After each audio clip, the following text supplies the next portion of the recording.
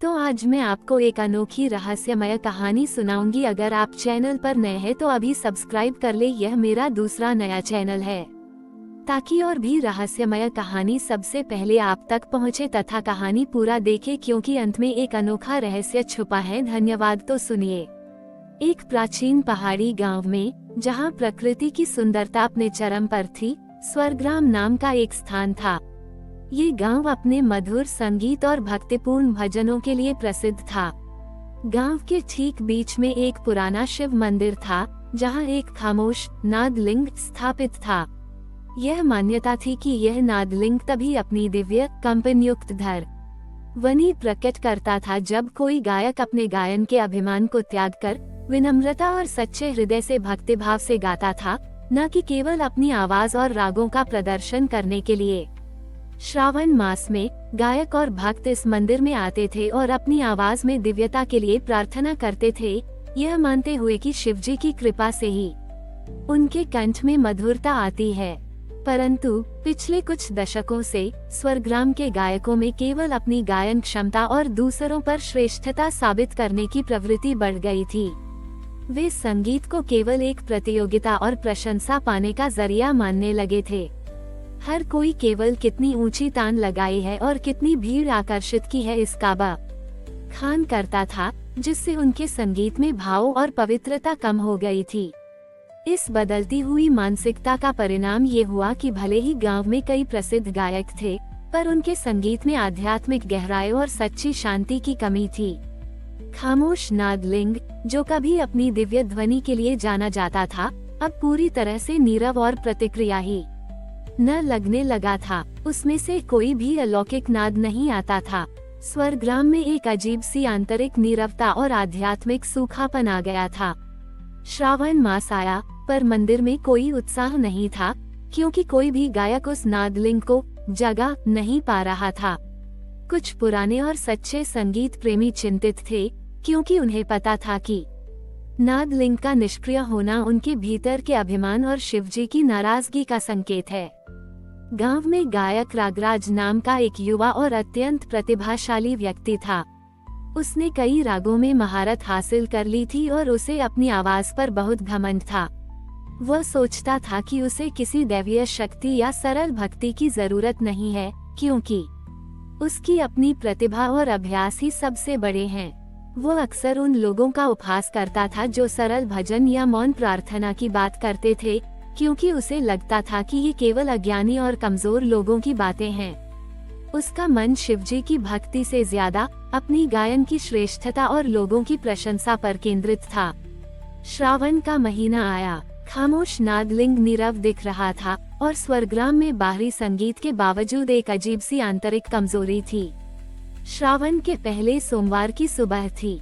मंदिर के बाहर एक पुराने पेड़ के नीचे बैठे एक वृद्ध मौन साधक, जो वर्षों से स्वर्ग्राम के गायकों के अहंकार को देख रहे थे, उन्होंने गायक रागराज को अपने पास बुलाया। रागराज को उस साधारण मौन साधक पर विश्वास नहीं था, क्योंकि उसे लगता था कि वे क्या ही ज्ञान देंगे, पर मौन साधक की आंखों में उसे एक ऐसी अगाध शांति दिखी जिसने उसे रुकने पर मजबूर किया। मौन साधक ने शांत स्वर में कहा, रागराज, ये खामोश नादलिंग केवल पत्थर नहीं है, ये ब्रह्मांडीय संगीत का स्रोत है, जिसे केवल बाहरी आवाज से नहीं सुना जा सकता। यह इसलिए नीरव है क्योंकि तुम्हारे भीतर गायन का अभिमान और मौन के प्रति अविश्वास बढ़ गया है। शिवजी को केवल जटिल रागों से नहीं, बल्कि हृदय की शुद्ध श्रद्धा और निस्वार्थ प्रेम से प्रसन्न किया जाता है। नादलिंग तभी फिर से अपनी दिव्य ध्वनि प्रकट करेगा जब तुम अपने भीतर अहंकार और संशयवाद के मैल को हटाकर मौन की विनम्रता अपनाओगे। मौन साधक ने रागराज को एक चुनौती दी। इस श्रावण में तुम्हें इस खामोश नादलिंग को फिर से उसकी दिव्य ध्वनि प्रकट करानी होगी। तुम्हें इसके लिए अपनी आवाज या अपने वाद्य यंत्रों का उपयोग नहीं करना है, बल्कि अपने भीतर के सबस बड़े अवरोध का त्याग करना होगा। तुम्हें इसे प्रकट करते समय अपने भीतर के अभिमान, संशयवाद और श्रेष्ठता के भाव को मिटाकर शुद्ध प्रेम और निस्वार्थ सेवा का भाव लाना होगा।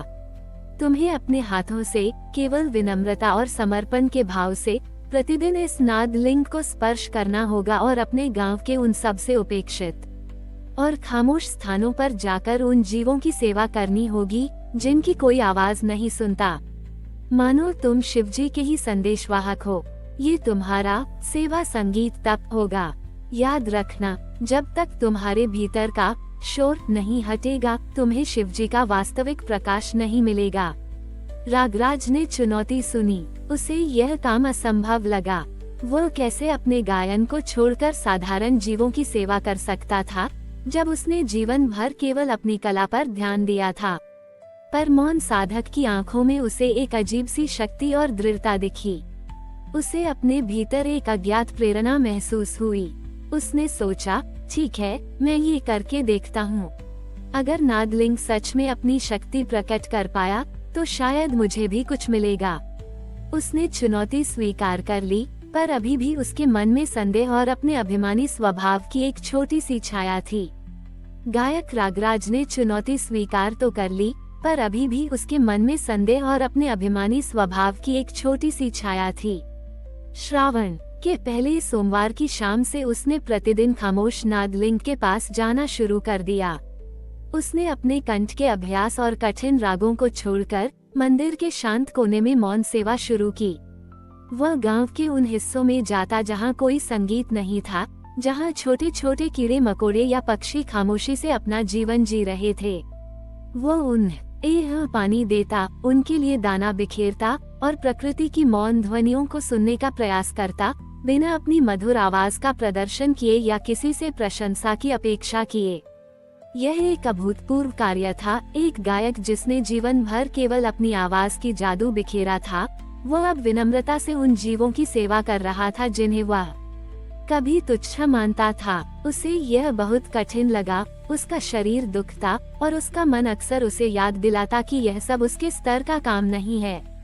उसे एहसास हुआ कि जो संगीत उसे कभी उसकी सबसे बड़ी ताकत लगता था, वही अब उसे विनम्रता और प्रकृति के प्रति सच्ची श्रद्धा सिखा रही थी। उसका अभिमान ही उसके भीतर अशांति का कारण था। धीरे धीरे जैसे जैसे रागराज हर दिन निस्वार्थ भाव से उन छोटे जीवों और खामोश स्थानों की सेवा करता गया, उनसे प्रेम से बात करता, उन्हें सहारा देता, उसे केवल शारीरिक प्रयास ही नहीं बल्कि एक आंतरिक बदलाव भी महसूस हुआ।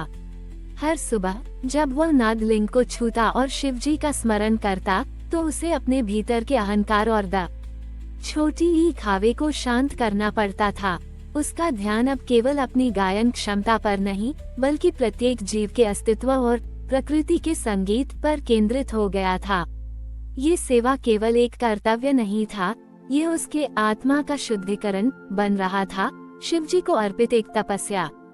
वो अब किसी को कुछ साबित करने के लिए ये सब नहीं कर रहा था, बल्कि अपने भीतर की शांति और उस पुराने विश्वास के भाव को वापस लाने के लिए कर रहा था, जिसे उसने कभी नकार दिया था। श्रावण का दूसरा सोमवार आया। खामोश नादलिंग अभी भी पूरी तरह से अपनी दिव्य ध्वनि प्रकट नहीं कर रहा था और स्वर्ग्राम में निराशा गहरी थी। रागराज लगभग थककर चूर हो चुका था। उसके शरीर में ऊर्जा कम थी, पर उसके मन में एक अद्भुत शांति थी जो उसने पहले कभी अनुभव नहीं की थी। दूसरे सोमवार की सुबह जब वह नादलिंग पर काम कर रहा था, तो उसने देखा कि मंदिर के बाहर एक नन्हा बालक, जो बोल नहीं सकता था, अपनी छोटी सी बांसुरी बजाने की कोशिश कर रहा था, पर उससे कोई धुन नहीं निकल रही थी। उस निरीह बच्चे की लगन और उसकी मौन कोशिश को देखते ही रागराज के भीतर एक असीम करुणा का संचार हुआ। उसे लगा जैसे शिवजी स्वयं इस छोटे से प्राणी के रूप में उसे संदेश दे रहे हैं कि सच्चा संगीत केवल आवाज में नहीं, बल्कि एक निस्वार्थ प्रयास और दूसरों की मौन भावनाओं को समझने में है। उसने अपनी अंतिम शक्ति से उस बच्चे की बांसुरी को हल्के से ठीक किया और उसे प्यार से समझाया कि धुन आत्मा से निकलती है, आवाज से नहीं। इस बार किसी दिखावे के लिए नहीं, बल्कि केवल निस्वार्थ प्रेम और समर्पण के भाव से। और तभी एक अद्भुत चमत्कार हुआ।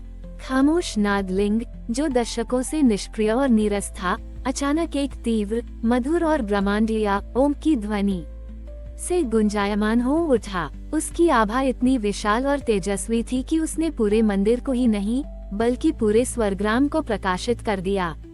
मंदिर में फैला अहंकार और निराशा का माहौल तुरंत एक गहन शांति और आनंद में बदल गया।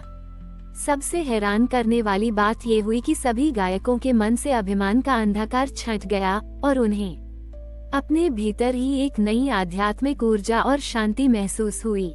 स्वर्ग्राम में फैली अशांति तुरंत विश्वास, प्रेम और सामूहिक सद्भाव में बदल गई।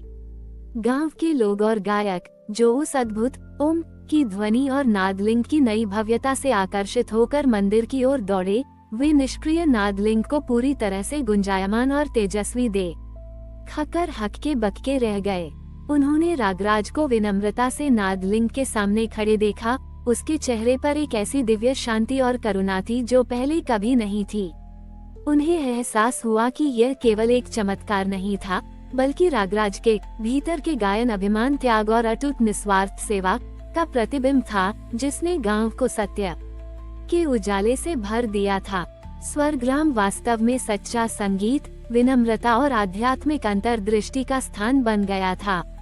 रागराज, जो कभी अहंकारी और अपनी गायन क्षमता में लीन रहने वाला माना जाता था, अब स्वर्ग्राम के लिए एक प्रेरणा और सच्चा गुरु बन गया। उसने गायकों और लोगों को सिखाया कि सच्चा संगीत केवल बाहरी आवाज में नहीं, बल्कि अपने भीतर की विनम्रता, निस्वार्थ प्रेम और सभी की सेवा में मिलता है। खामोश नादलिंग अब केवल मंदिर का प्रतीक नहीं था, बल्कि एक निरंतर याद दिलाता था कि सच्ची भक्ति और आत्मा का समर्पण ही सबसे बड़ा प्रकाश है, और वही हमें शिवजी के वास्तविक स्वरूप से जोड़ता है। हमारी और भी आध्यात्मिक एवं अनोखी कहानियाँ देखने के लिए हमारे चैनल पर जाएं तथा धार्मिक एवं पौराणिक अनोखी कहानियाँ हमारे चैनल पर है। कृपया जाके देखें तथा हमारे चैनल को सब्सक्राइब करके रखें और वीडियो लाइक जरूर करें। धन्यवाद।